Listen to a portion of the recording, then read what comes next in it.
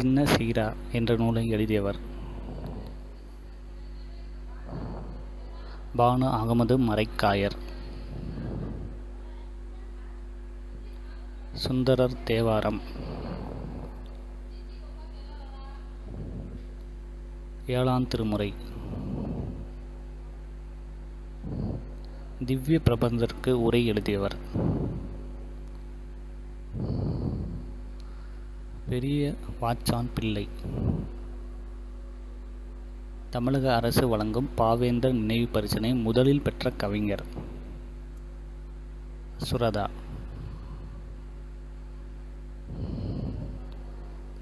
தஞ்சை தமிழ் பல்கலைக்கழகத்தின் தமிழன்னை விருது பெற்ற கவிஞர்?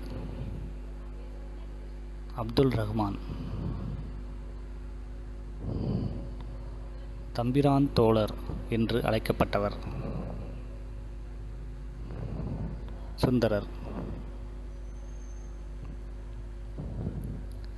ரச்சன்ய யாத்ரீகம் என்ற நூலை எழுதியவர்? H.A. கிருஷ்ணமூர்த்தி.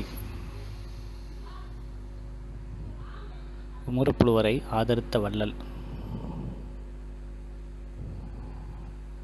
வள்ளல் சீதக்காதி.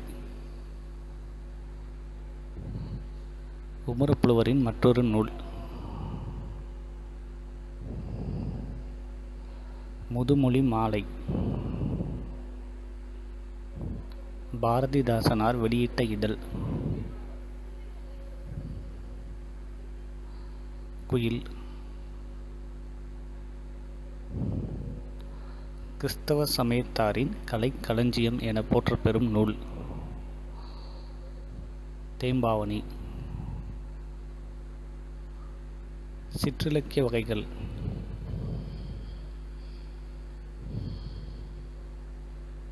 தொண்ணூற்றி வடமொழியில் இராமாயணத்தை இயற்றியவர்?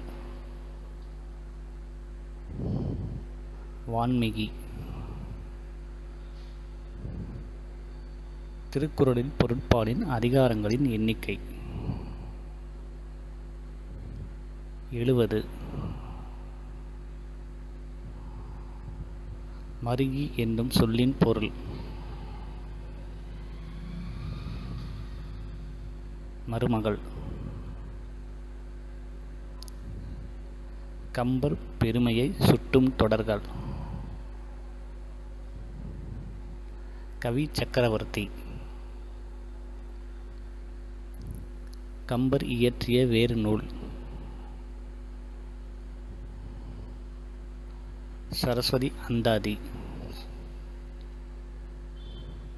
வீரமாமுனிவர் இயற்றிய நூல்? செந்தமிழ் இலக்கணம். முக்கூடலில் கூடும் ஆறுகள்?